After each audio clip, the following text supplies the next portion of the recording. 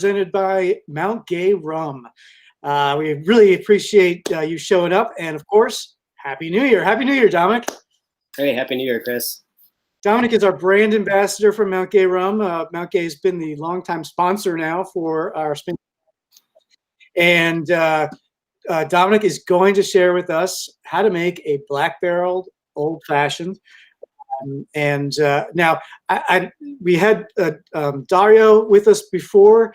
I don't know, and I like to try and make these drinks with you, but I'm going to fail at this tonight. I'm having Blackberry rum, but I'm empty now, and I know, but I got the last bit of it here, and I'm just gonna have it neat.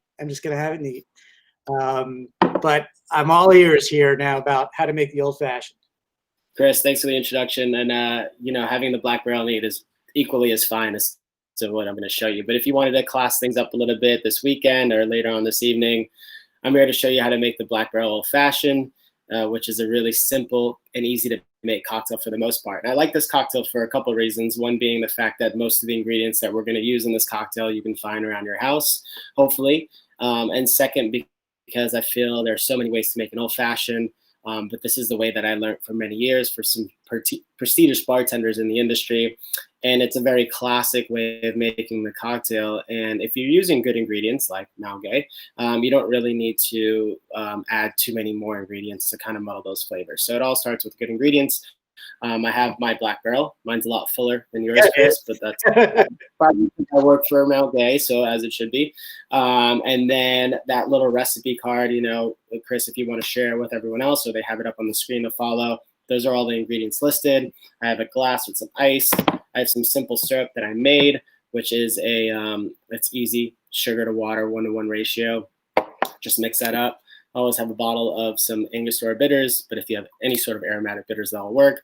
And then I wanted to give a little seasonal twist to this, sort of a winter element. And I'm using a cinnamon stick to actually stir those ingredients together and add a little bit of flavor. You can take it one step further and you can make a simple syrup with some, baking spice flavors or some cloves or nutmegs or whatever you have around the house.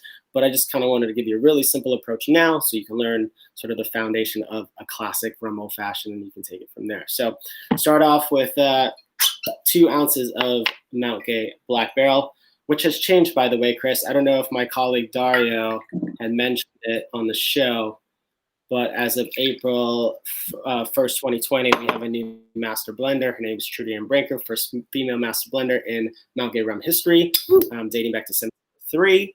And she decided to stay true to what Mount Gay does as far as a rum company, but also change things up a little bit. So the Black Barrel, which sees secondary aging in the heavily charred whiskey barrels for what used to be 4 weeks, now sees 6 months in those barrels. So new packaging, sleek new bottle. The rum sees more time in oak, which I think gives it more of a refined flavor, which is really nice. So yeah, that's the quick elevator pitch on the Black Barrel. But 2 ounces of that, I'm putting that right into my glass. I'm going to make everything into the glass. It's really easy, like I said. And then going to add some simple syrup. So 1/4 ounce. Start with 1/4. That's sort of that classic recipe. I'll measure that out, put it in right into the glass. Start there. If you like your old fashioned sweeter, you can go up more. If you like it less sweet, maybe like a bar spoon or something like that. Dash of bitters. I like my bitters, so maybe 2 dashes for myself. It is Friday after all. And then orange peel or a lemon peel. Some people like to stir it in the glass, but I'm going to use a cinnamon stick in this case because it's what I have. And I'll just give this a few little spins in the glass. And what I'm just trying to do is I'm trying to chill the cocktail, dilute the ice a little bit, add some water, and then bind all those ingredients together. So that's it. Really simple. Black Barrel Old Fashioned. Cheers. Well, hold on. Yeah. Can you find me? There you go. Ching. Well, virtual cheers. I like this one. And I really didn't know about Black Barrel until Mount Gay started sponsoring these things, and then you guys sent me a bottle. It's nice. And it's become one of my faves. I mean, it really is nice. So folks, thanks to Mount Gay for sponsoring this edition. We'll get the show on the road, but Dominic, thank you very much for joining us. Yeah, Chris, thanks for having me. Bye, everyone. Okay. And folks, if you want to get the recipe, by all means, let us know and we'll get it to you. Okay, let's get Molly back up on here. Let's see if Molly can join us. Hey, Miles. Hey, Sharp. Happy Friday. How's it going? Happy Friday. Happy New Year. Happy New Year. Happy New Year. And it was nice to have Dominic on. Yeah. We've had Dario a couple of times and he's taught us a lot, but hey, they have more than one guy over at Mount Gay, and we're starting to meet all the ambassadors. I know. And Dominic joined us from San Francisco, I should point out. So he's starting his Friday a little bit early. It's kind of cool. But I think Dario will probably join us again sometime. If not, we've got somebody in the bullpen now. So well, I got to tell you, I started my Friday a little early too, because I'm used to talking on the screen and not having time to drink before the show. But as I noted when we met a little earlier, I was a little heavy-handed. I'm already down here with my drink. So. Yeah. And I'm just having ginger ale in Mount Gay, but I don't know. I wasn't focused. I'm like, well, this is kind of strong. So when my face goes beet red and I start getting a little goofy, what happened. Whatever. Maybe. Cheers, Sharp. We have a few guests tonight on the show, and they all have a lot of sailing experience, and they've experienced some pretty hairy stuff on the water. So we are gonna talk about how things went wrong with them and some best practices for you if things should go wrong on your sailboat sometime. Awesome. Well, so we have Jim Fraley, Roger Lant, and Duncan Hood all meeting us tonight on the show. Well, fantastic. So I know you're going behind the scenes because we don't have room for you up on the screen tonight. That's right. I'm going to be gone. So with doing that, I'm going to go right now. And all right. I'm going to we'll see you back in the green room for the party after. Yeah, absolutely. All right. And by the way, SpinSheet viewers, thank you. Thank you for joining us. And hello, guys. Welcome to SpinSheet Happy Hour. You guys are all first-time guests on the show. So cheers and welcome. And you have to clink your glass toward the center. It takes a minute to figure out which way you're clinking. See? And then he'll go and switch us over. And then by the end of it, we have to figure it out all over again. So anyway, welcome. My first question for you guys is going to be a hard one for you because I know you guys all have a ton of sailing experience, and I'm going to ask each one of you. I'm going to work in clockwise fashion to ask you each in a minute or less to tell us about your sailing experience. So this is before we get to the disasters, but just give us a little bit about your sailing background and what kind of sailing you do right now. And I'm going to start with you, Jim Fraley. Okay, Molly. I started sailing when I was about 14, locally at Indian Landing Boat Club in Penguins and Wesorts and 420s. Moved through big boats when I got into my 20s, and did a lot of stuff along the bay, most of the CBYRA circuit. I was almost 50 before I got a shot to go offshore and kind of fell in love with that. So pretty much everything I do these days is offshore. On a big boat where I don't have to duck my head. As someone said, you shouldn't go forward to the mast. They're now telling me I shouldn't go forward to the binnacle, but I'm going to still try to get a few more good offshore races in. And what kind of boat is it that you have, Jim, just for the audience? I know what kind of boat you have, but they might not. Yeah, so currently I have a J120 named Shinnecock. And I've had it about 10 years, and we've done the Newport Bermuda race 5 times, Napa Newport 6 or 7 times, Halifax several times. I haven't had it south yet. I'm hoping to get in a Montego Bay race at some point, but it's not going to happen this year. Yeah, I'd like to get in on that race sometime too. So hopefully it'll hang around and my knees will stay intact for a couple more years, and I'll get to do that as well. All right, great. Thank you. Duncan Hood, welcome. Why don't you tell us a little bit about your sailing experience and the kind of and you can include your sailing teaching experience and what kind of sailing you do now.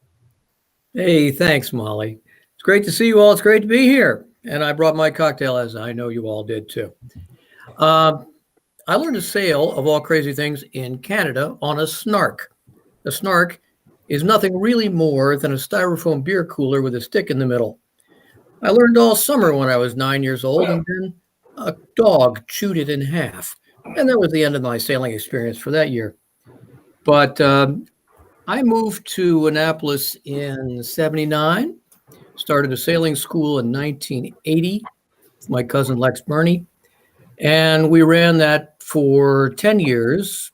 First year we had 30 students. In the last year we had 500, so it went really well. Since then, I was the program director and dock master at the National Maritime Heritage Foundation in Washington, D.C., whose main idea was to build a schooner for Washington. I got into schooners at that time and have been into schooners ever since. So I participate regularly in the Great Chesapeake Bay Schooner Race with my schooner Adventurer. And it's like every other joke, where do you keep your boat? Right here around my neck. Same old thing. But it's been a really good run. I am now the chairman of the Great Chesapeake Bay Schooner Race, and looking forward to the end of a 2.5-year refit with this crazy Cherubini boat, at which point I hope very much to leave here and sail all the way north to Mackinac Island. Cool. Well, I was lucky enough to see your beautiful Cherubini and some of the neat things that you've done aboard. And I hope that one day I can mooch a ride on your boat more than anything because I want to eat ice cream. That's a girl. Yeah. So thank you for joining us, Duncan. I know it's your first time. It might not be your last. And Roger, welcome to SpinSheet Happy Hour. Thank you. I don't really know anything about your sailing experience. I just know a little bit about your racing and what happened to you last summer. But let's just start with your sailing experience, and we'll get to the disaster stories a little bit later. So I'd just like to say cheers and Happy New Year. Happy New Year. And thank you for having me. I was very fortunate in going to a school where we had a sailing base. So I started sailing on the northeast coast of England when I was 10 years old. From there, as I got into my late teens, I started racing Sigma 38s on the west coast of Scotland, and we campaigned it regularly at Corkweek, where we'd see up to about 28 other Sigma 38s on start line. And then in my early 30s, we moved over to the US, based in Alexandria, and I've raced out of Annapolis since about 2005. I campaigned a Truck 26 in the mid-2000s, raced regularly with the 36-7 fleet in Annapolis, and then in 2016, while I was surfing for a kiteboard on eBay, I bought Aviento, my J35. So we campaign her regularly now on the One Design circuit, and look to take her offshore. We've done a little double-handed work with her, been quite successful. So definitely some offshore work in the future, and possibly a Bermuda one too. But we'll see how that progresses. I've always wanted to know the story behind the name of your boat, being a French speaker. Was it just because you liked it, or are you a French speaker too? Or maybe you can explain the boat name and the meaning of it for our audience. So when I bought the boat, she was called Aviento. It means see you later in French. Am I a French speaker? I can order a steak and order a beer. So sufficient amount of French. But I thought it was very appropriate for the race course. Because it's the one thing I'm always desperate to say to Aunt Jean. Excellent. Okay, well let's dig into it when things go wrong. We're going to start with you, Jim, and maybe you can just set the scene. I'm not telling anybody what went wrong. I'm going to let you tell them what went wrong, and we're starting with a doozy. And just sort of set the scene and tell us kind of what kind of boat you were on and where you were when it all happened, and just tell us the story. Sure. So it was 2008 in May, and we were making waves, which was a Beneteau 40.7, up to Newport to prep it for the 2008 Newport to Bermuda race. We had 6 guys on board, and having just a great sail. We were probably 50 miles south of Montauk with a southeasterly breeze, 12 to 15, just kind of cruising the boat. It was 9 o'clock in the morning. Things were great, sunny, beautiful day. And the helmsman looked over to me and said, "I have no steerage." So I'm thinking, maybe we've slipped a sheave on the cable, whatever the issue might be. So I went below.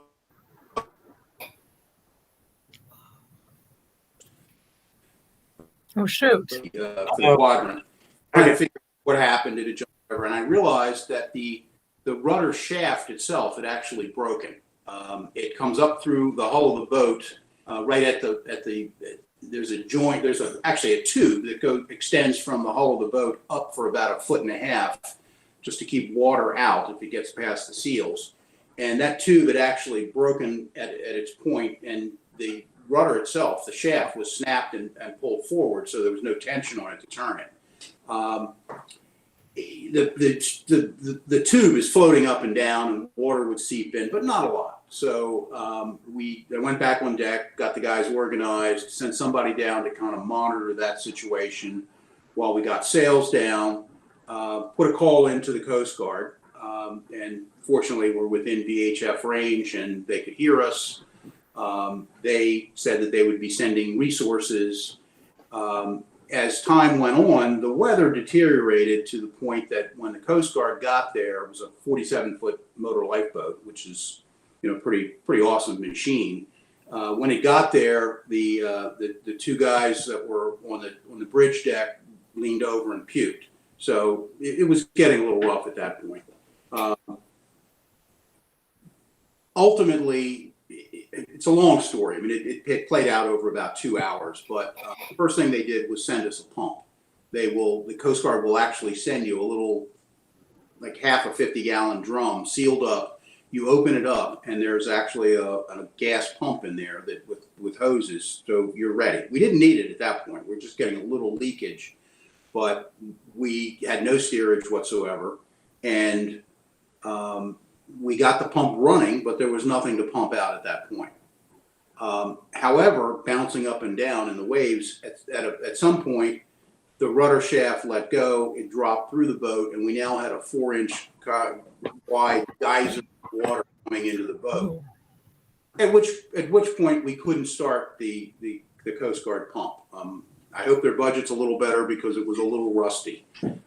And we couldn't get it started. So we kept having bigger issues.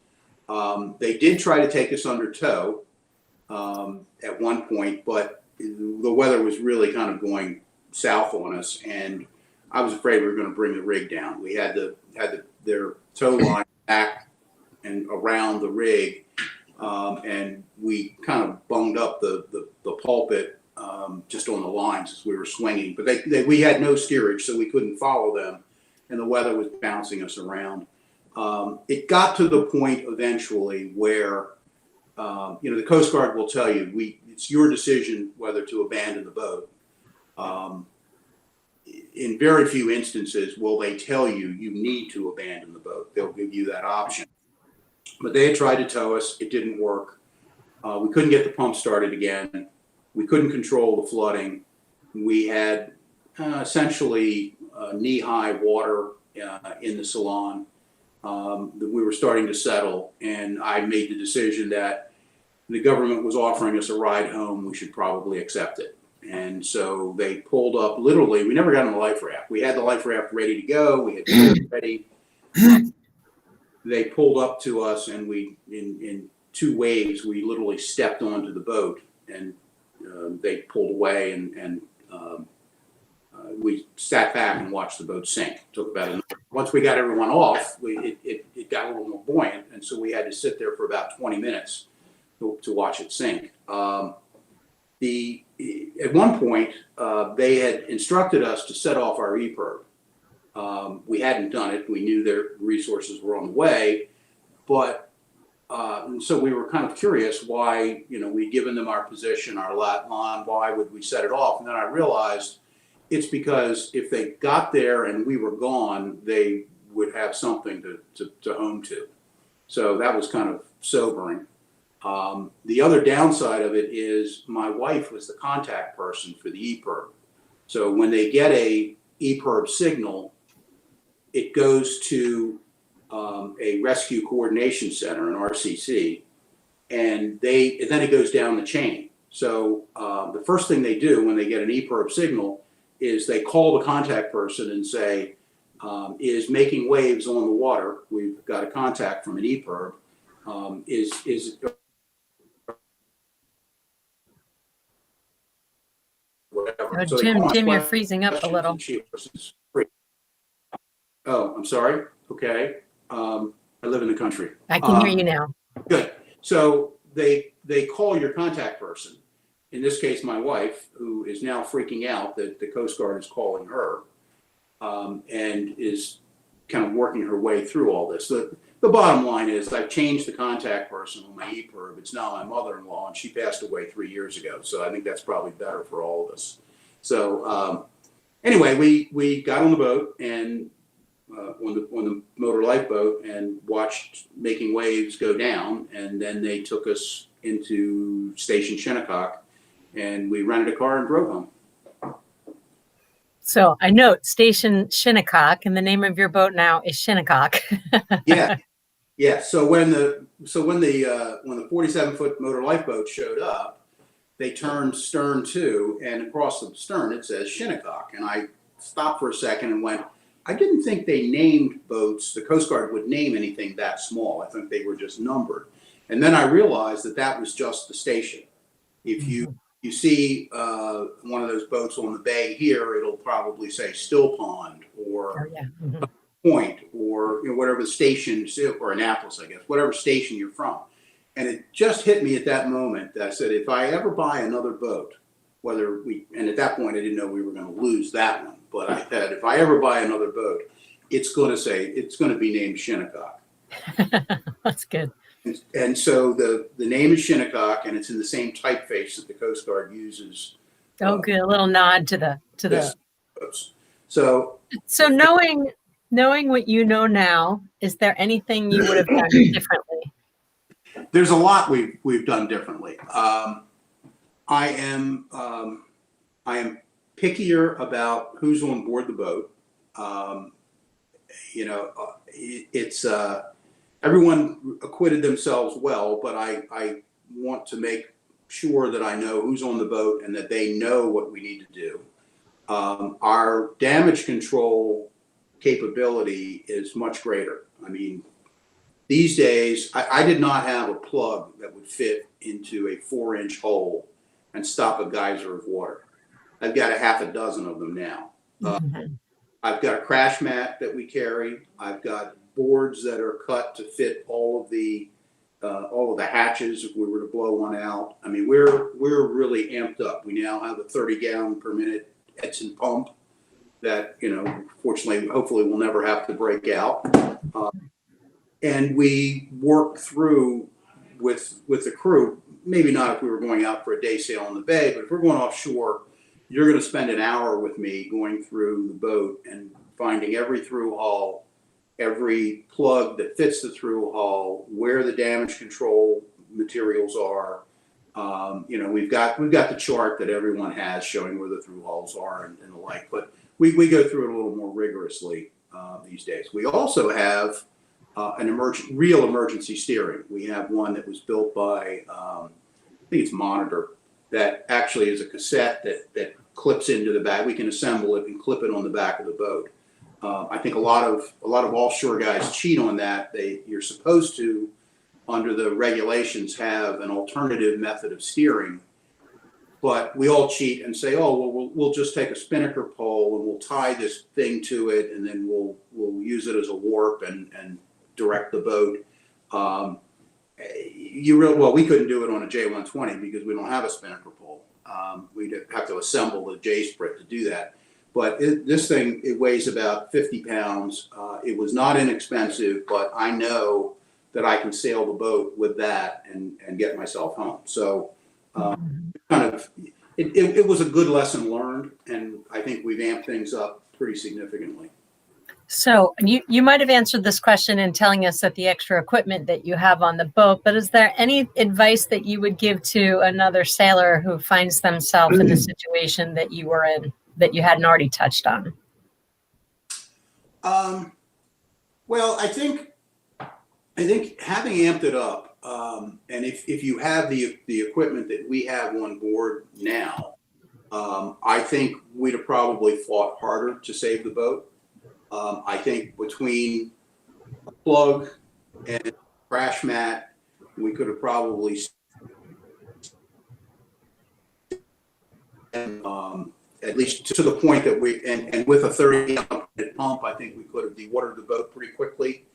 We could have assembled the emergency steering and plugged it in on the back of the boat, and I think we could have sailed the boat home if we had all of those pieces in place and we had practiced to do it, which we do. We do now. So it was a lesson learned about preparation. So that's what I tell people is, yeah, you can do it, but you're going to have to make the sacrifice in terms of dollars and time to have all that available to you. Yeah. So don't cheat, don't skimp.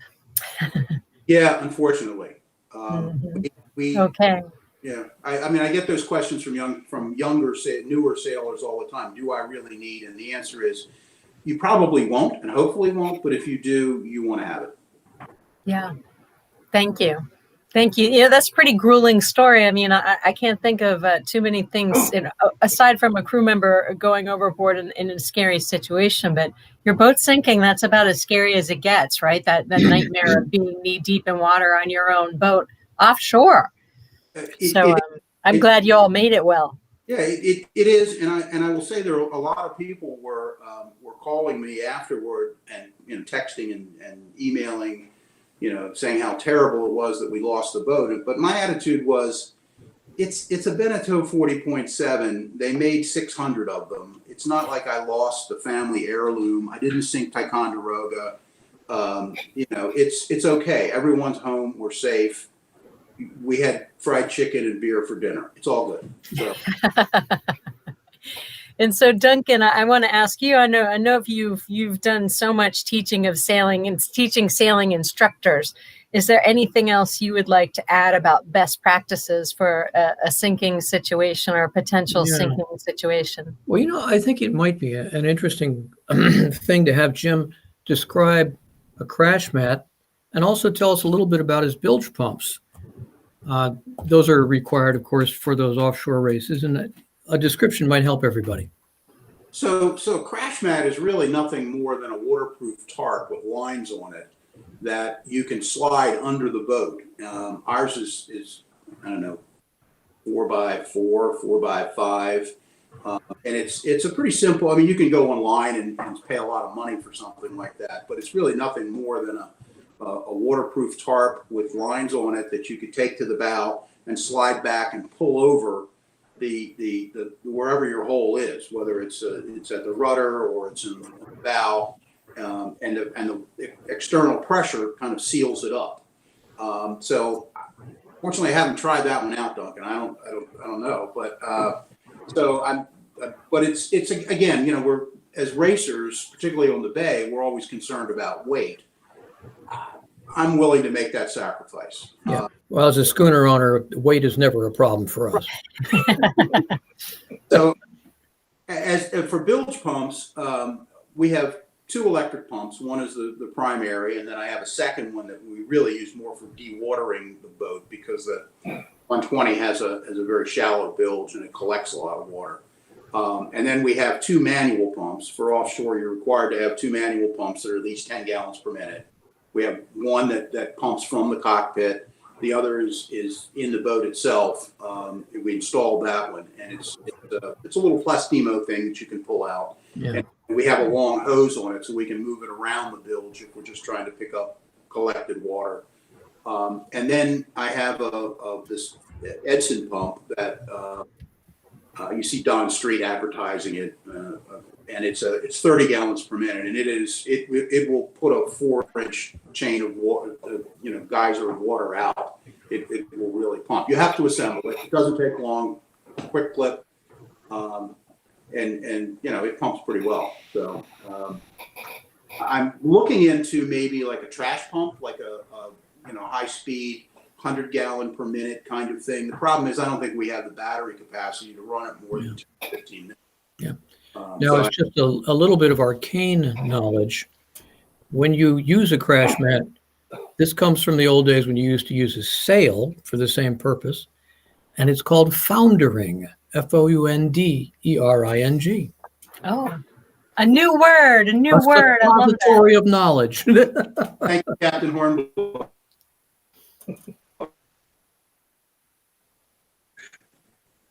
Jim, you froze up there for a second. I missed that. Yeah, I'm sorry about that. Yeah, I just said thank you, Captain Hornblower. I think I Right. All right. Did you have anything else to add, Duncan? Oh, I'm going to let Roger move in. Come on, Roger, tell us all about it, man. All right. Yep, it's Roger's turn. Why don't you tell us your tale about what went wrong? Set the scene. Tell us where you were, what the conditions were like. Well, I think our conditions were very different. I think we were 2020 obviously brought us a season that we weren't quite anticipating. We had a lot of time pre-season to get the boat prepared. So I'd spent a lot of time. I pulled the chain plates out. I rebedded them. I was very, very confident that the hull was ready to go and race. We had it refined and ready to go. I have a 32-year-old J35. It's got balsa wood core, so it has its challenges. But we delayed the splashing of the boat. We splashed the boat on the Monday before the first Wednesday night race for AYC. That didn't give us very much time in the water, so we didn't get a practice sail before we'd gone out. But we've got a very cohesive, experienced crew. So I was quite comfortable going out. Forecast was high teens wind range, but we're racing at the mouth of the Severn River. So there's not many concerns that go with racing on the bay, especially locally to Annapolis. So we put the main up, we put the number 3 up. We were a little conservative in our sail selection for about 18 knots of breeze. We'd normally be flying a number 2 in these conditions, but 20 minutes in advance of the start our warning signal, we were setting the cars up.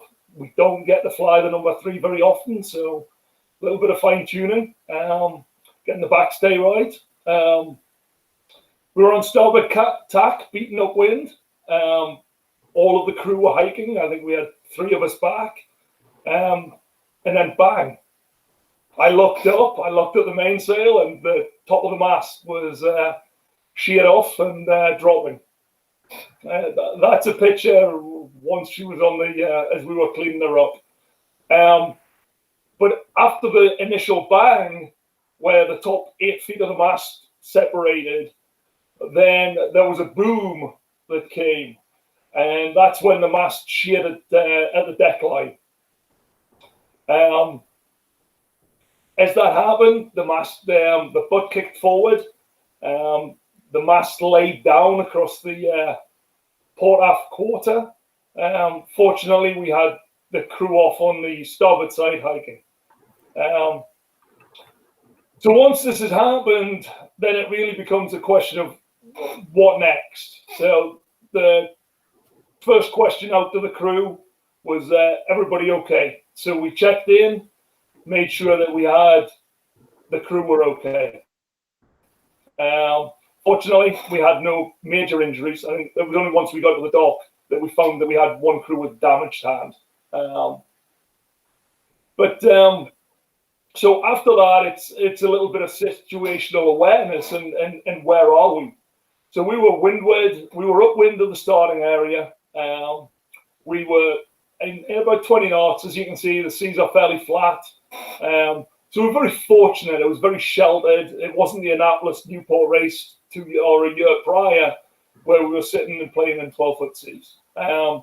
So we looked around, the risk of the starting area, the committee boat downwind of us that we were drifting towards, and then the next real issue we had would be the banks of the Severn River. But we looked around, very experienced crew, decided that we could get the rig back on board, or fully on board. So decision making and direction is obviously a key part of this, and that skipper's responsibility. So we made the decision as to how we were going to deal with it. We pulled the rig back on board. We had a lot of lines in the water. We had the number 3 in the water. The main was in the water, was ripped. We had the dangling 8 feet of the mast off the end of the boat. We had the back stay that was hovering around the prop shaft.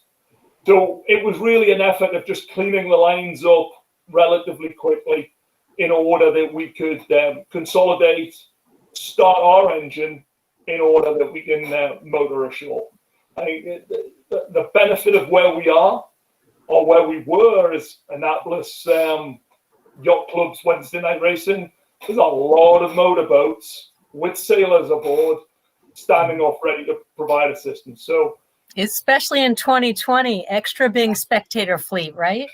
It was a massive spectator fleet. Fortunately, Jen Wolfe was sitting there in her and Ray's motorboat. They stood off for us until we could get our engine running, and we simply motored back to the dock and cleaned up. We didn't have to do a lot of the cleanup that you would do if you were offshore. So it was a good place to be. So we took the boat in, de-rigged her, and sat and drank a beer. Just to, talk about what had happened. I think if I look at what went well, and this ties up a little bit about what Jim was talking about, I know with the crew I have on our Viento, we've got a lot of depth and experience on the boat. So that gives me a lot of comfort when we go to sea, that I can rely on the crew reacting in a calm and precise manner. And I think a lot of that comes from the skipper as well, because the skipper has to show a calm and thoughtful and timely response to make the decision as to how you're going to move forward and deal with the problem.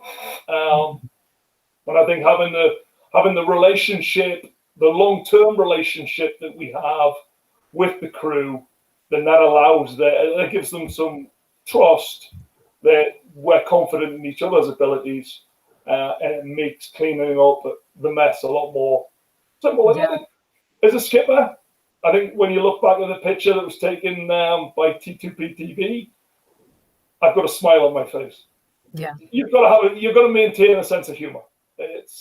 Money's going down the drain, but at the end of the day, you race a boat long enough, you're going to have some damage.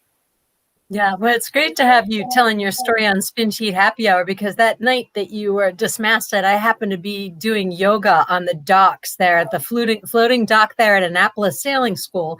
And who knows what crazy position I'm in. I've looked up and watched you go by and thought, uh-oh.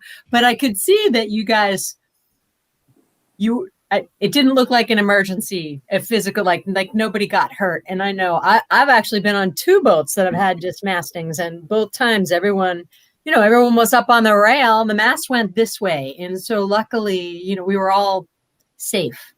But wow, what a mess of strings. It's like spaghetti, right? And the sails everywhere. I mean, it is a mess. Oh, it was horrendous. It's, but these things happen. Duncan, you're raising your hand. Go ahead and ask. Hey, Roger, you've told us it happened, but you didn't tell us why. Was it a cotter pin, clevis pin thing? No, so the boat's 32 years old. I went through college to study engineering 20 plus years ago, and they tell us continuously that aluminum does not like fatigue, especially welds in aluminum. And I think that this is something that everybody has to be very conscious of, is once you are dealing with tapered masts, they have horizontal welds in them. And when we're applying backstay load, it's fatiguing the weld. So I think as well as we talk about the pressed ends on the end of rod rigging, we also need to consider the fatigue in the aluminum. I think that's a really good point. You know, the masts I've seen broken usually will break at the spreader, and it looks like your mast did not. So there you go. Right. I think in talking to the J35 fleet, most of the masts have cracked down near the base at the van where they go through the deck. So I think we're all very cognizant of that. But contemplating the weld at the trisec, I really hadn't thought about it in the 3 years I'd owned a boat at that point. But a critical failure. I think the other thing that came out of this is it's too easy to leave Back Creek and recognize the safe waters you're sailing in to not necessarily have the proper tools in place. I left the dock, we splashed the boat on Monday, I got the sails on board, I got other gear on board that I had to have for the Coast Guard, but the one thing I didn't have was a hacksaw. And the rod rigging, it's tough to cut with boat cutters. And there's a lot of guys carrying hydraulic cutters, but actually the easiest way to deal with it is a hacksaw at the fitting, in order that you can keep the blade guided and actually get about halfway through it and then shear it. But I think that's my lesson learned there, is definitely proper tools. And you saw the chop we were dealing with. It was nothing. Yeah. The 2018, it would have been Annapolis Newport, 12-foot seas once you were out there. It would have been a completely different animal trying to get a hacksaw to the stairs in order to remove them. So it definitely brings some thought and develops your processes as you move the boat offshore. You know, another point that both of you guys made that I think is really important is the competence and the way the skipper manages these accidents. It's knowing the boat step by step, knowing how to manage the people on the boat. And one thing, you know, we always have to remember is another piece of equipment we have are the people on board. And if we can use them effectively, we're in pretty good shape. So you're both to be complimented for that. We just got a comment on Facebook that said, Molly Winans, you've been dismasted twice. I was going to invite you sailing, but I'm having second thoughts. Hey, one of them was a log canoe, wooden mast, a little too windy for a log canoe. It's a different animal. Totally different animal. And the other time it was blowing, and I happened to be fortunate to be on a boat with a bunch of guys who weren't just good sailors, but they were former Coast Guard guys. And so they were really, really competent and together, and with military precision, we got the situation under control. And we actually helped another mariner on our way to the dock. And I thought, these guys are kind of special. These guys are awesome. Yeah. If I can interrupt, we got another question though for Duncan about his comment about cotter pins, and they just asked if you could explain a little bit more about that. Sure. One of the things that I really hate are called Cotter Rings. Now, there are two kinds of apparatus that hold usually a tang to a stay or something like that. And there's a clevis pin, and that's the pin that actually goes through the hole. And then there's a pin that locks it in place called a cotter pin. Cotter pins you put through, and then it's a folded over thing. You put it through, and then you open up the end of the leg so it won't come back out. But especially smaller boats and little sport boats, people use rings that you kind of twist in. I'm not sure how I can even describe it, but the problem is these things tend to shake out over time, which is why we always tell people if you're going to use them to tape around that clevis pin, cotter pin combination. And although I haven't had a dismasting myself, I've been on a boat with the leeward shroud swinging out into the breeze because one of these cotter pin, clevis pin combinations came apart. And it's just because they shake apart with the motion of the boat. What if I can add to Duncan's comment is if you've got any form of pin, I'm a great believer that they should be taped. Because in taping the pin, not only do you protect from the cotter pin or the split ring coming out, but you actually stop the pin backing out. That's a big deal. You bet it is. You bet. Because at the end of the day, if the pin stays, life's still good. Mm-hmm. I mean, bolts work for about, a day or two, but after that, you really need a real clevis pin. So Duncan, let's talk about some other common things that go wrong on boats, maybe some best practices. So, you had mentioned a couple of them. We were on the phone a couple of days ago, and you mentioned a couple of common failures that we could address. Well, first, Molly, because everybody else has a story, I'm going to tell you mine. And this story, I've rented boats for years and not always paid a lot of attention to the qualifications of the people taking them out. And this particular story is called The Wreck of the Torrey Lin. Now, Torrey Lin was a 22-foot tanzer. And in those days, we would rent boats out to people who had been through our sailing course. Usually they went out on pretty days.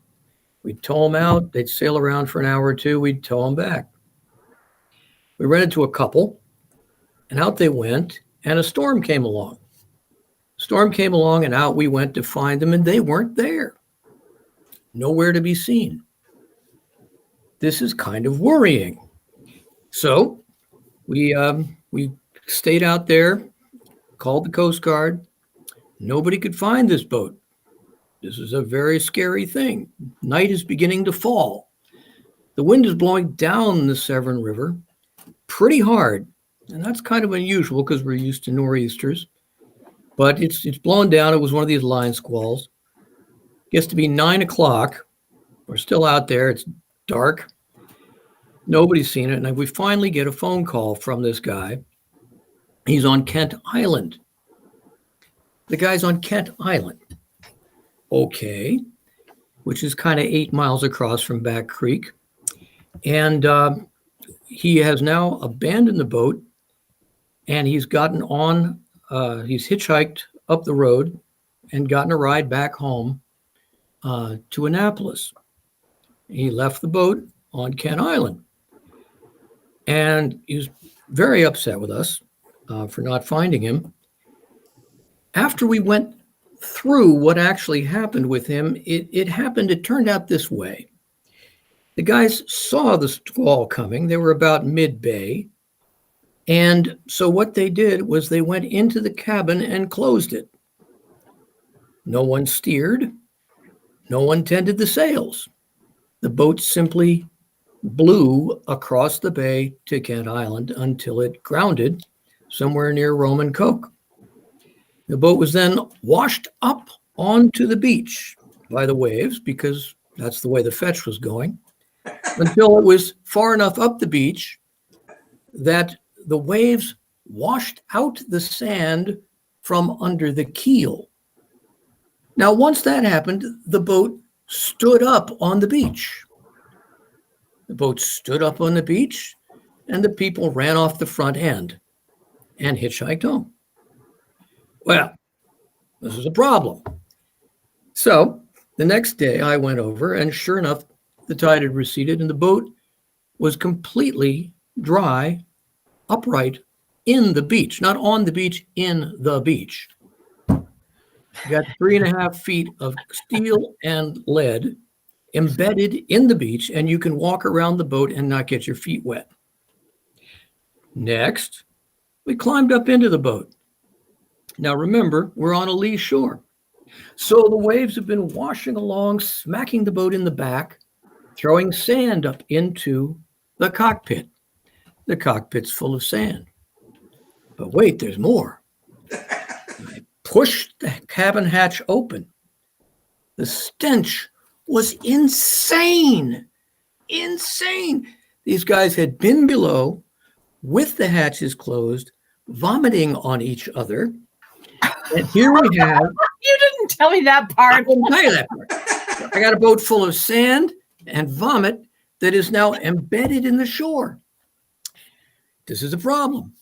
Now we've got to get the boat home. All right. So, you're getting the sand out, doing all that stuff. And I contracted a bulldozer operator to come down onto the beach. There was no way we could get the boat back in the water, so we unbolted the keel, and the cat operator ripped the boat off the keel by pulling it sideways from the bow. Now the boat is keelless and has to come home.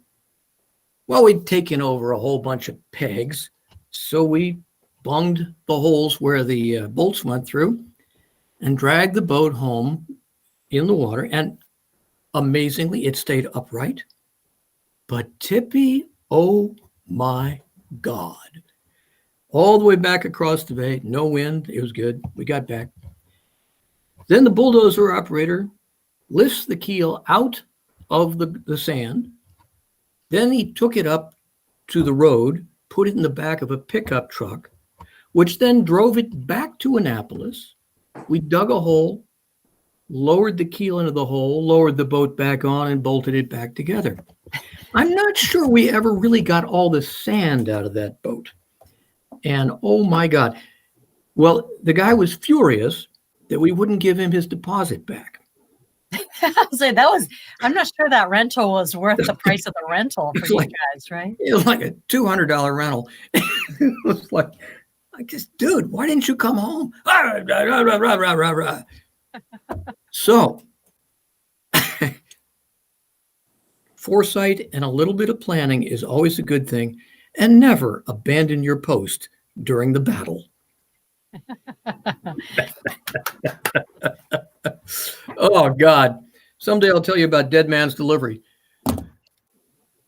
Oh, man. Can we're getting close to last call. Can we talk maybe about one more common situation of failure that happens on boats? We've covered dismastings, we covered sinking, we covered some steerage issues, maybe some electrical failure or something else you think is common, Duncan? Well, one thing that we always have conversation about is lightning. And I'm sure both of these guys have lots of advice about that. But, I've sailed all over the world now, and if there's one thing in common, it's lightning and breaking boats.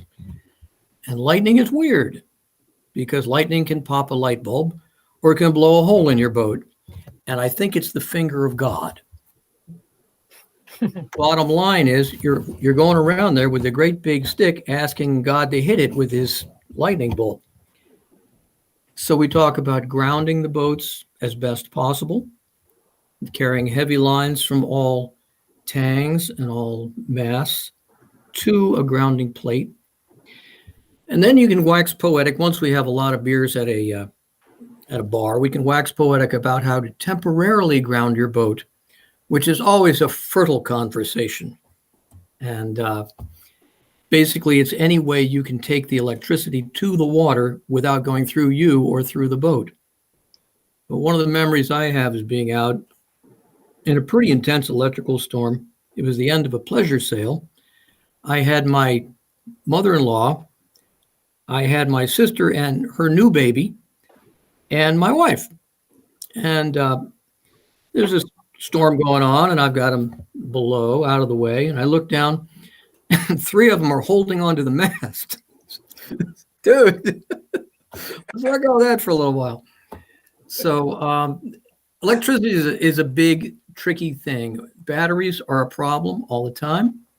Running out of juice, running out of electricity. That's a whole nother story we don't have time for. But I've just changed my boat over to these new lithium batteries, and they're not the kind that explode in a huge fireball. and up the boat to a 48-volt system, converting down to 12. Nigel Calder came out to talk about it a little while ago, and we installed his new integral system, which basically gets rid of your generator. And so it's a massive alternator that puts out kilowatts and kilowatts of electricity. And now I can actually run air conditioning for 8 hours off my batteries without exhausting them.